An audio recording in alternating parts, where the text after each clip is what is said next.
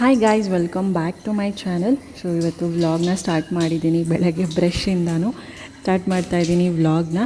So ಬೆಳಗ್ಗೆ ಇವತ್ತು Saturday and ಪ್ರಕುಲ್ಗೆ ಸ್ಕೂಲೇನಿರಲ್ಲ. And ನಾನು ಇವತ್ತು ತಿಂಡಿಗೆ ಅಕ್ಕಿ ರೊಟ್ಟಿ ಮತ್ತು ಹೆಣ್ಗಾಯಿ ಮಾಡೋಣ ಅಂತ.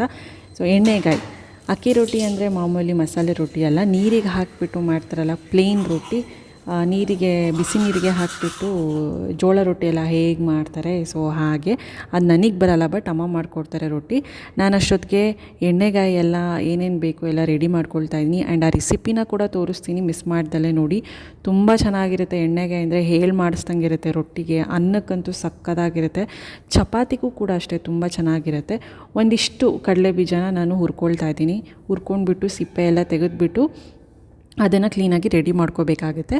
ಸೊ ನಾನು 9-10 ಒಂದು ಆಲ್ಮೋಸ್ಟ್ 10-11 ಆ ಥರ ಬದನೆಕಾಯಿ ತೊಗೊಂಡ್ರೆ ಇಷ್ಟು ಕ್ವಾಂಟಿಟೀಲಿ ಕಡಲೆ ಬೀಜನ ತೊಗೋಬೇಕು. ಆವಾಗ ತುಂಬ ತಿಕ್ ಕನ್ಸಿಸ್ಟೆನ್ಸಿ ಬರುತ್ತೆ. ಇವಾಗ ಒಂದು ಕಡಾಯಿಗೆ ಲವಂಗ, ಚಕ್ಕೆ ಮತ್ತು ಏಲಕ್ಕಿನ ಹಾಕ್ಕೊಳ್ತಾ ಇದ್ದೀನಿ.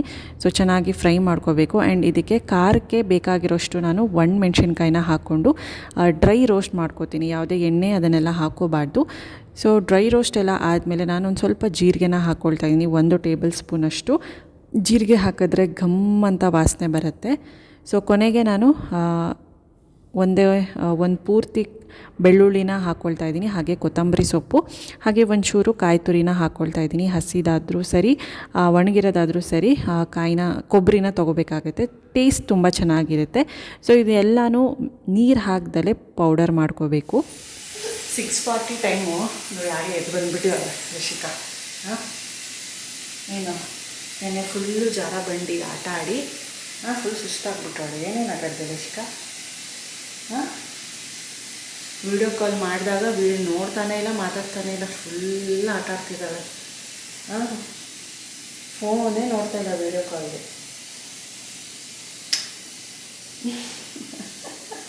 ನಿನ್ನೆ ಮೂವಿ ನಾರಪ್ಪ ನೋಡಿಬಿಟ್ಟು ಮಲ್ಕೊಂಡ್ವಿ. ಒಂದು ಅರ್ಧ ನೋಡಿದ್ವಿ, ಅರ್ಧ ನೋಡಿರಲಿಲ್ಲ. ಒಂದು ಒಳ್ಳೆ ಮೆಸೇಜ್ ಇದೆ ಅದರಲ್ಲಿ. ಸ್ವಲ್ಪ ಹಳೆ ಮೂವಿ ನೋಡಿರಲಿಲ್ಲ, ಒಂದು ಕೋವಿಡ್ ಟೈಮಲ್ಲಿ ಬಂದಿತ್ತೇನೋ, ಲಾಕ್ಡೌನ್ ಟೈಮಲ್ಲಿ. ಒಂದು ಒಳ್ಳೆ ಮೆಸೇಜ್ ಇದೆ. ಒಂದು 11 ಗಂಟೆ ಆಯಿತು ಮಲಗೋಷ್ಟೊತ್ತಿಗೆ. ಇವಳು ಪ್ರತಿದಿನ ಕೇಳ್ತಾಯಿದ್ಲು ನಾರಪ್ಪ ನೋಡೋಣ, ನಾರಪ್ಪ ನೋಡೋಣ ಅಂತ. ಬಟ್ ಇವಳೇ 10 ಗಂಟೆಗೆ ಮಲ್ಕೊಂಡ್ಬಿಟ್ಲು, ಫುಲ್ ಸುಸ್ತಾಗ್ಬಿಟ್ಟಿದ್ದಾಳೆ ಅಂತ.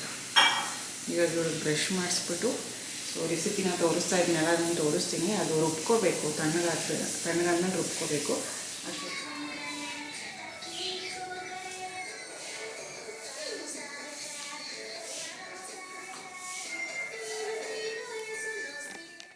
ಇವಾಗ ಇದಕ್ಕೆ ಒಂದು ಸ್ವಲ್ಪ ನಾನು ಅರಿಶಿನ ಹಾಕ್ಕೊಳ್ತಾ ಇದ್ದೀನಿ. ಆಗಲೇ ಏನು ಕಡಾಯಲ್ಲಿತ್ತು ಅದನ್ನು ಪೂರ್ತಿ ಮಿಕ್ಸಿ ಜಾರ್ಗೆ ಹಾಕ್ಕೊಂಡೆ. ಅರಿಶಿನ ಒಂದು 3 ಟೇಬಲ್ ಸ್ಪೂನಷ್ಟು ಧನಿಯಾ ಪೌಡರು. ಏನಕ್ಕಂದರೆ ಇದು ಮಸಾಲ ಎಣ್ಣೆಗಾಯಿ ಆಗಿರೋದ್ರಿಂದ ಒಂದು ಸ್ವಲ್ಪ ಧನಿಯಾ ಪೌಡರು ಮುಂದೆ ಇರುತ್ತೆ. ಒಂದು ಸ್ವಲ್ಪ ರುಚಿಗೆ ತಕ್ಕಷ್ಟು ಉಪ್ಪನ್ನ ಇಲ್ಲೇ ಹಾಕೋತೀನಿ, ಆಮೇಲೆ ನೀವು ಅಡ್ಜಸ್ಟ್ ಮಾಡ್ಕೋಬೋದು ಸಾಂಬಾರೆಲ್ಲ ಮಾಡೋವಾಗ. ಹಾಗೆ ಹುರಿದಿರೋ ಅಂಥದ್ದು ಕಡಲೆ ಬೀಜ ಸಿಪ್ಪೆ ತೆಗೆದು ಹಾಕಿದ್ದೀನಿ. ಇವಾಗ ಈ ರೀತಿ ರಫಾಗಿ ರುಬ್ಕೊಂಡು 1 ಇಲ್ಲ 2 ಟೇಬಲ್ ಸ್ಪೂನಷ್ಟು ಎಣ್ಣೆ ಹಾಕ್ಕೊಂಡು ಚೆನ್ನಾಗಿ ಮಿಕ್ಸ್ ಮಾಡ್ಕೋಬೇಕು. ಈ ಮಿಕ್ಸ್ ಏನಿದೆ, ಈ ಸ್ಟಫು ಈಗ ರೆಡಿಯಾಗಿದೆ. ಇವಾಗ ಮಾಮೂಲಿ ಬದನೆಕಾಯಿನ 4 ಸೈಡ್ ಮಧ್ಯದಲ್ಲಿ ಕಟ್ ಮಾಡಿಬಿಟ್ಟು ಸ್ಟಫಿಂಗ್ ಮಾಡಬೇಕು. ಸೊ ಈ ರೀತಿ ಬದನೆಕಾಯಿ ಈ ಥರ ಕಲರ್ ಇರುತ್ತಲ್ಲ, ಒಂಚೂರು ಗ್ರೀನು ಒಂಚೂರು ಪರ್ಪಲ್ ಇರುತ್ತಲ್ಲ, ಆ ಥರ ಬದನೆಕಾಯಲ್ಲಿ ತುಂಬ ಚೆನ್ನಾಗಿರುತ್ತೆ ಎಣ್ಣೆಗಾಯಿ. ನೀವು ಫುಲ್ಲು ಗ್ರೀನು ಫುಲ್ಲು ಪರ್ಪಲಲ್ಲಿ ಮಾಡಿದ್ರೆ ಅಷ್ಟು ಟೇಸ್ಟ್ ಇರೋಲ್ಲ. ಇದು ಮುಳ್ಳು ಬದನೆಕಾಯಿ ಅಂತ ಹೇಳ್ತಾರೆ. ಸೊ ಇದರಲ್ಲಿ ಮಾಡಿದ್ರೆ ಎಣ್ಣೆಗಾಯಿ ತುಂಬಾ ಚೆನ್ನಾಗಿರುತ್ತೆ. ಆ ರೀತಿ ಕಟ್ ಮಾಡಿಬಿಟ್ಟು ನಾನು ಎಲ್ಲನೂ ನೀರಿಗೆ ಹಾಕ್ಕೊಳ್ತಾ ಇದ್ದೀನಿ, ಇಲ್ಲ ಕಪ್ಪಗಾಗೋಗ್ಬಿಡುತ್ತೆ ಬದನೆಕಾಯಿ ಬೇಗ. ಸೊ ಒಂದು 10-12 ಬದನೆಕಾಯಿ ತೊಗೊಂಡಿದ್ದೀನಿ. ಸೊ ಎಲ್ರಿಗೂ ಬೇಕಲ್ಲ, ಬಾಕ್ಸಿಗೆ ಬೇಕು, ಬೆಳಗ್ಗೆ ತಿಂಡಿಗೆ ಬೇಕು, ಆ್ಯಂಡ್ ಮಧ್ಯಾಹ್ನ ಕೂಡ ತಿಂತಾರೆ ರೈಸ್ಗೆ ಸ್ವಲ್ಪ. ಹಾಗಾಗಿ ಸ್ವಲ್ಪ ಜಾಸ್ತಿನೇ ಬದನೆಕಾಯಿನ ತೊಗೊಂಡಿದ್ದೀನಿ. ಸೊ 4 ಸೈಡು ಕ್ಲೀನಾಗಿ ಏನಾದರೂ ಹುಳ ಏನಾದರೂ ಇದ್ದರೆ, ಇಲ್ಲ ಕೆಟ್ಟೋಗ್ಬಿಟ್ಟಿದ್ರೆ ಬದನೆಕಾಯಿನ ಚೆಕ್ ಮಾಡಬೇಕಾಗುತ್ತೆ ಕ್ಲೀನಾಗಿ. ಯಾಕಂದರೆ ಬದನೆಕಾಯಲ್ಲಿ ತುಂಬ ಹುಳ ಬೀಳೋದು, ಹಾಗಾಗಿ ಚೆಕ್ ಮಾಡಬೇಕು ಪ್ರತಿಯೊಂದು ಕೂಡ. ಸೊ ಈ ರೀತಿ ಕಟ್ ಮಾಡಿಕೊಂಡು ನಾನು ಹಾಕ್ಕೋತಾ ಇದ್ದೀನಿ. ಆ್ಯಂಡ್ ಈ ಥರ ಬದನೆಕಾಯಿ ಸ್ವಲ್ಪನೇ ಮನೇಲಿದ್ದಿದ್ದು. ಆ್ಯಂಡ್ ಈ ಥರ ಬದನೆಕಾಯಿ ಗ್ರೀನ್ ಬದನೆಕಾಯಿ ಏನಿದೆ ಅದೊಂದು ಸ್ವಲ್ಪ ಇತ್ತು, ಹಾಗಾಗಿ 2 ಮಿಕ್ಸ್ ಮಾಡ್ತಾಯಿದ್ದೀನಿ. ಬಟ್ ಆ್ಯಕ್ಚುಲಿ ಮಿಕ್ಸ್ಡ್ ಇದೆಯಲ್ಲ, ಅದರಲ್ಲಿ ಮಾಡಿದ್ರೆ ತುಂಬಾ ಟೇಸ್ಟಿ ಇರುತ್ತೆ. ಇವಾಗ ಅದೇ ಕಡಾಯಿಗೆ ನಾನೊಂದು ಸ್ವಲ್ಪ ಎಣ್ಣೆ ಹಾಕ್ಕೊಂಡು ಜೀರಿಗೆ ಹಾಕ್ಕೊಂಡೆ. ಹಾಗೆ ಈರುಳ್ಳಿನ ಹಾಕ್ಕೊಂಡು ಫ್ರೈ ಮಾಡ್ಕೊಳ್ತಾ ಇದ್ದೀನಿ. ಸೊ ಇವಾಗ ಸ್ಟಫಿಂಗ್ ಮಾಡೋಣ. ಈರುಳ್ಳಿ ಅದ್ರ ಜೊತೆಗೆ ಬೇಯುತ್ತೆ, ಫುಲ್ ಫ್ರೈ ಮಾಡಬೇಕು ಅಂತ ಏನಿಲ್ಲ. ಇವಾಗ ಕಟ್ ಮಾಡಿದ್ದೀನಲ್ಲ ಅಲ್ಲಿ ಸ್ಟಫಿಂಗ್ ಮಾಡಿಬಿಟ್ಟು ಒಂದು ಸ್ವಲ್ಪ ಪ್ರೆಸ್ ಮಾಡಿ ಹಾಗೆ ಬಿಡಬೇಕು. ಸೊ ಎಲ್ಲ ಬದನೆಕಾಯಿ ಕೂಡ ಇದೇ ರೀತಿ ಮಾಡಿಕೊಂಡು ಒಂದು ಸ್ವಲ್ಪ ಎಣ್ಣೆಯಲ್ಲಿ 5 ಮಿನಿಟ್ಸ್ ಬಾಡಿಸ್ಕೋಬೇಕು. ಎಣ್ಣೆಲೆ ನೀರು ಹಾಕ್ದಲ್ಲೇ ಎಣ್ಣೆಯಲ್ಲಿ ಕ್ಲೀನಾಗಿ ಬಾಡಿಸ್ಕೋಬೇಕು. ಆಮೇಲೆ ಮಿಕ್ಕಿರೋ ಅಂಥದ್ದು ಏನಿದೆ ನಾವು ರಫಾಗಿ ರುಬ್ಕೊಂಡಿದ್ವಲ್ಲ ಅದನ್ನು ಆಮೇಲೆ ಕೊನೆಗೆ ಹಾಕ್ಕೊಂಡು ಎಷ್ಟು ಕನ್ಸಿಸ್ಟೆನ್ಸಿ ನೀರು ಬೇಕಾಗುತ್ತೆ ಅಷ್ಟು ಕನ್ಸಿಸ್ಟೆನ್ಸಿಲಿ ನೀರು ಹಾಕ್ಕೋಬೇಕಾಗುತ್ತೆ. ಇವಾಗೆಲ್ಲ ಬದನೆಕಾಯಿ ಸ್ಟಫಿಂಗ್ ಮಾಡಿಬಿಟ್ಟು ಹಾಕಿದ್ದೀನಿ. ಸ್ವಲ್ಪ 5 ನಿಮಿಷದಷ್ಟು ನಾನು ಎಣ್ಣೆಯಲ್ಲಿ ಫ್ರೈ ಆಗೋದಕ್ಕೆ ಬಿಡ್ತೀನಿ ನಾನು. ಸೊ ಆಗಿದೆ, ಒಂಚೂರು ಒಂದು 5 ನಿಮಿಷ ಬಿಟ್ಟು ಆಮೇಲೆ ಉಳಿದಿರೋವಂಥದ್ದು ಪೌಡರ್ ಮಿಕ್ಕಿರುತ್ತಲ್ಲ ಜಾರಲ್ಲಿ ಅದನ್ನು ಹಾಕೋಬೇಕು. ಸೊ ಅದನ್ನು ಹಾಕ್ಕೊಂಡು ನೀರು ನಿಮಗೆ ಒಂದು ಸ್ವಲ್ಪ ಗಟ್ಟಿ ಬೇಕಾ ತಿಳಿ ಬೇಕಾ ಅದು ನೋಡ್ಕೊಂಡು ಹಾಕ್ಕೊಳ್ಳಿ. ಸ್ವಲ್ಪ ನನ್ನ ಪ್ರಕಾರ ಮೀಡಿಯಮ್ ಕನ್ಸಿಸ್ಟೆನ್ಸಿ ಇದ್ದರೆ ತುಂಬ ಚೆನ್ನಾಗಿರುತ್ತೆ. ಸೊ ನೀರು ನೋಡಿಕೊಂಡು, ಏನಕ್ಕಂದರೆ ನೀರು ಬೇಗನೆ ಹೀರ್ಕೊಳ್ಳುತ್ತೆ ತುಂಬ. ಸೊ ಹಾಗಾಗಿ ಒಂದು ಸ್ವಲ್ಪ ನೀರು ಸ್ವಲ್ಪ ಜಾಸ್ತಿ ಹಾಕ್ಕೊಂಡ್ರೆ ಒಳ್ಳೆಯದು ಅಂತ ಅನಿಸುತ್ತೆ. ಆ್ಯಂಡ್ ಇದು ಸ್ವಲ್ಪ ಮೀಡಿಯಮಲ್ಲಿದ್ದರೆ ಚೆನ್ನಾಗಿರುತ್ತೆ, ತುಂಬ ಗಟ್ಟಿ ಇದ್ರೂ ಚೆನ್ನಾಗಿರಲ್ಲ. ನನಗೆ ಉಪ್ಪು ಒಂದು ಸ್ವಲ್ಪ ಕಡಿಮೆ ಅಂತ ಅನಿಸ್ತು, ಹಾಗಾಗಿ ಉಪ್ಪನ್ನ ಹಾಕಿಟ್ಕೊಂಡಿದ್ದೀನಿ. ಹಾಕಿದೆ ಒಂಚೂರು ರುಚಿಗೆ ತಕ್ಕಷ್ಟು. ಸೊ ಇದು ರೆಡಿ ಆಯಿತು. ಬಾಯ್ಲ್ ಆಗೋದಕ್ಕೆ ಒಂದು ಸ್ವಲ್ಪ ಹೊತ್ತು ಟೈಮ್ ಬೇಕಾಗುತ್ತೆ, ಒಂದು 15ರಿಂದ 20 ನಿಮಿಷ ಬೇಕಾಗುತ್ತೆ. ಅಷ್ಟರಲ್ಲಿ ನಾನು ಕೂಡ ಫ್ರೆಶ್ ಅಪ್ ಆಗಿ ಬಂದು ಅಮ್ಮ ರೊಟ್ಟಿನ ಲಟ್ಟಿಸ್ತಾಯಿದ್ರು, ನಾನು ಬಂದು ಸುಡ್ತಾಯಿದ್ದೆ ರೊಟ್ಟಿನ. ಅಕ್ಕಿ ರೊಟ್ಟಿ ಇದು ತುಂಬಾ ಚೆನ್ನಾಗಿರುತ್ತೆ. ಆ್ಯಂಡ್ ಇದಕ್ಕೆ ಜೋಳ ರೊಟ್ಟಿ ಕೂಡ ಚೆನ್ನಾಗಿರುತ್ತೆ, ಹಾಗೆ ಚಪಾತಿ ಕೂಡ ಚೆನ್ನಾಗಿರುತ್ತೆ. ಒಂಚೂರು ಕುದೀತಿದೆ ಅದು. ಈ ಕಡೆ ನಾನು ರೊಟ್ಟಿ ಎಲ್ಲ ಮಾಡ್ತಾಯಿದ್ದೆ, ಪ್ರಕುಲ್ ಬಾಕ್ಸಿಗೆ ನನ್ನ ಬಾಕ್ಸಿಗೆ ಎಲ್ಲ ರೊಟ್ಟಿ ಪ್ರಿಪೇರ್ ಮಾಡ್ತಾಯಿದ್ದೆ. ತುಂಬಾ ಮೆತ್ತಗೆ ಬರುತ್ತೆ, ನೀರಿಗೆ ಹಾಕಿಬಿಟ್ಟು ಈ ಥರ ಅಕ್ಕಿ ಹಿಟ್ಟು ಹಾಕ್ಬಿಟ್ಟು ಲಟ್ಸಿದ್ರೆ ತುಂಬಾ ಮೆತ್ತಗೆ ಬರುತ್ತೆ, ತುಂಬ ಟೇಸ್ಟಿಯಾಗಿ ಕೂಡ ಇರುತ್ತೆ. 3 ಆರಾಮಾಗಿ ತಿನ್ಬೋದು, ಬಿಸಿ ಬಿಸಿ 3ರಿಂದ 4 ಆರಾಮಾಗಿ ರೊಟ್ಟಿನ ಬಿಸಿ ಬಿಸಿಯಾಗಿ ತಿನ್ಬೋದು. ಸೊ ಇಲ್ಲಿ ರೊಟ್ಟಿ ಕೂಡ ಪ್ರಿಪೇರ್ ಆಗ್ತಿದೆ. ಆ್ಯಂಡ್ ಇವತ್ತು ಮನೆಗೆ ಅಕ್ಕಂದರು ಕೂಡ ಬರ್ತಿದ್ದಾರೆ, ಅಂದರೆ ದೊಡ್ಡಮ್ಮನ ಮಕ್ಕಳು ಇಬ್ಬರು ಬರ್ತಿದ್ದಾರೆ. ಸೊ ಅವರು 1:15ಗೆ ಬಂದಿದ್ದರು ನಾನು ಆಫೀಸಲ್ಲಿದ್ದಾಗ. ಸೊ ಇದು ನೈಟ್ ವ್ಲಾಗ್ನ ಕಂಟಿನ್ಯೂ ಮಾಡ್ತಾಯಿದ್ದೀನಿ. ಅಮ್ಮ ಚಪಾತಿ ಇದನ್ನು ಮಾಡಿದರು. ಆ್ಯಂಡ್ ಇದಕ್ಕೆ ಹೋಟೆಲಿಂದ ತರಿಸಿದ್ರು ಗ್ರೇವಿ ಮಾತ್ರ, ಗ್ರೀನ್ ಪೀಸ್ ಮಸಾಲ ಮತ್ತು ಪನ್ನೀರ್ ಬಟರ್ ಮಸಾಲೆ ಇವೆರಡೂ ತರಿಸಿದ್ರು. ನಮಗೆ ಇವು ತುಂಬಾ ಇಷ್ಟ ಆಗುತ್ತೆ ಚಪಾತಿ. ಯಾವಾಗಾದರೂ ಬೋರ್ ಆದಾಗ ಈ ಥರ ಚಪಾತಿ ಇಟ್ಟು ಮಾಡಿಕೊಂಡು ಗ್ರೇವಿನ ತರಿಸ್ಬಿಡ್ತೀವಿ, ತುಂಬ ರೇರ್ ಬೋರ್ ಆದಾಗ.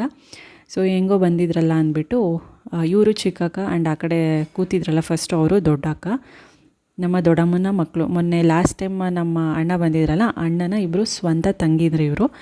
ಸೊ ನಮ್ಮ ದೊಡ್ಡಮ್ಮಗೆ 3 ಜನ ಮಕ್ಕಳು. ಸೊ ಅದರಲ್ಲಿ ಇಬ್ಬರೇ ಬಂದಿದ್ದರು. ಸೊ ಒಂದಿನ ಇದ್ಬಿಟ್ಟು ಟೈಮ್ ಸ್ಪೆಂಡ್ ಮಾಡ್ಕೊಂಡು ಹೋಗೋಣ ಅಂತ ಬಂದಿದ್ದರು. ಇಲ್ಲಿ ಚಪಾತಿ ಎಲ್ಲ ಮಾಡ್ತಿದ್ದಾರೆ ಅಮ್ಮ.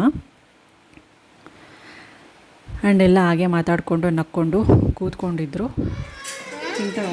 ಮೂಸಂಬಿ ಐಸ್ ಕ್ರೀಮ್ మీకు ఇవ్వంగా ఐస్ క్రీమ్లో బయట నుండి తెచ్చలే మేము అడగలేదు బాబు, ఇంకా ఐస్ కాలేదు.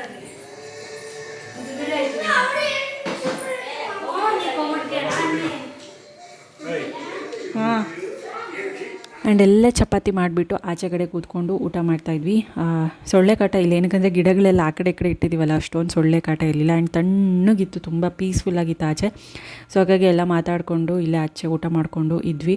ಆ್ಯಂಡ್ ನನ್ನ ಹೇರ್ಸ್ ನೋಡ್ಬೋದು, ನಿಮಗೆ ಡಿಫ್ರೆನ್ಸ್ ಕಾಣಿಸ್ತಿದೆ. ಸೊ ಹೇರ್ ಕಟ್ ಮಾಡಿಸ್ಕೊಂಡು ಬಂದೆ ನಾನು ಅವತ್ತೇ ಸ್ಯಾಟರ್ಡೇ ಆಫೀಸಿಂದ ಬಂದ ತಕ್ಷಣ ಪಾರ್ಲರಿಗೆ ಹೋಗಿದೆ. 2 ಅವರ್ಸ್ ಬೇಕಾಗುತ್ತೆ. ಸೊ ಯಾವ ಕಟ್ ಮಾಡಿಸ್ದೆ ಏನು ಮಾಡಿಸ್ದೆ ಸಲೂನಲ್ಲಿ ಅಂತ ಸಪ್ರೇಟ್ ವೀಡಿಯೋ ಮಾಡ್ತೀನಿ, ನೆಕ್ಸ್ಟ್ ವೀಡಿಯೋ ಅದೇ ಬರುತ್ತೆ ನೋಡಿ. ಆ್ಯಂಡ್ ಇಲ್ಲೆಲ್ಲ ಕೂತ್ಕೊಂಡು ಆಲ್ಬಮ್ಸ್ನ ನೋಡ್ತಾ ಇದ್ವಿ, ತಂಗಿ ಎಂಗೇಜ್ಮೆಂಟ್ ಮಾಡಿರೋದು ಎಲ್ಲನೂ.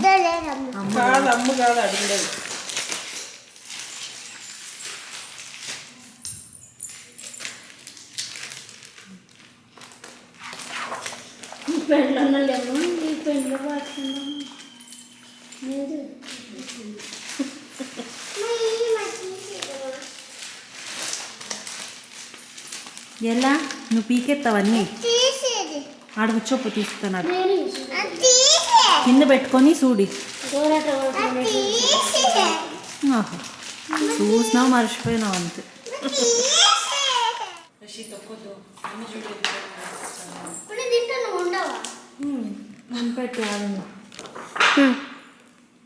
కరెక్ట్గా అనిపెట్టినావే, టికెట్లు లేదు సార్, ఎంజాయ్ వేసుకోండి. ఇప్పుడు ఈ ఫ్రాక్ వేసుకోకపోతే కదా సార్, అట్లే ఉంది ఆపోజ్ వేసుకోండి, తీసుకోవాలి. మా నమ్ము అట్లే అంటుంది, కొత్తగా వచ్చినాయి రెంట్ తీసుకుండేటివి మళ్ళీ వాపస్ దాన్ని కూడా వేసుకుంటాడు. స్టార్టింగ్ 2000 నుంచి ఉన్నాయంట. ఈ ఫిలం అట్లా చేస్తారు, సీరియల్ ఫిలం. ఎవరెవరు వేసుకోరు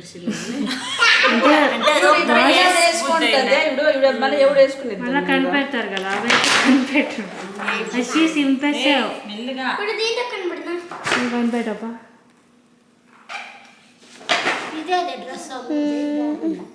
ఎట్లా కనిపెడతాన్నారా నాకే గుర్తులేదు. సుమా మీ అవ్వని కనిపెట్టమని ఆడున్నా అయ్యర్లేదులే ఆడు కనిపెడతాడు చూడు, నిన్న అనుకుంటున్నాడు. చూపేది మనకి తెలియదులే, మనకి తెలియదులే.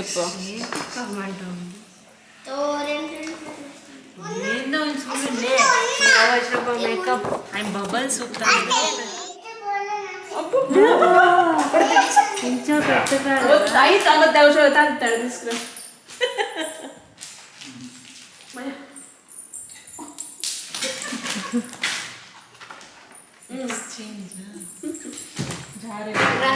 ಆ್ಯಂಡ್ ಆಲ್ಬಮ್ಸ್ ನೋಡಿಲ್ಲ ಅಂತ ಹೇಳಿದರು ಅಕ್ಕ, ಯಾವತ್ತೋ ನೋಡಿದ್ರಂತೆ ಎಲ್ಲ ಮತ್ತೆ ಇನ್ನೊಂದ್ಸತಿ ನೋಡ್ತಾಯಿದ್ರು. ಆ್ಯಂಡ್ ಹಾಗೆ ಎಂಗೇಜ್ಮೆಂಟು ವೀಡಿಯೋ ನೋಡಿಲ್ಲ ಅಂತ ಅಂದರು. ಈ ಎಂಗೇಜ್ಮೆಂಟ್ ವೀಡಿಯೋ ಬಂದು ಊರಲ್ಲಿ ಮಾಡಿದ್ದು, ನಾವು ಮೊನ್ನೆ ಊರಿಗೆ ಹೋಗಿದ್ವಲ್ಲ ಅಪ್ಪನೂರಿಗೆ.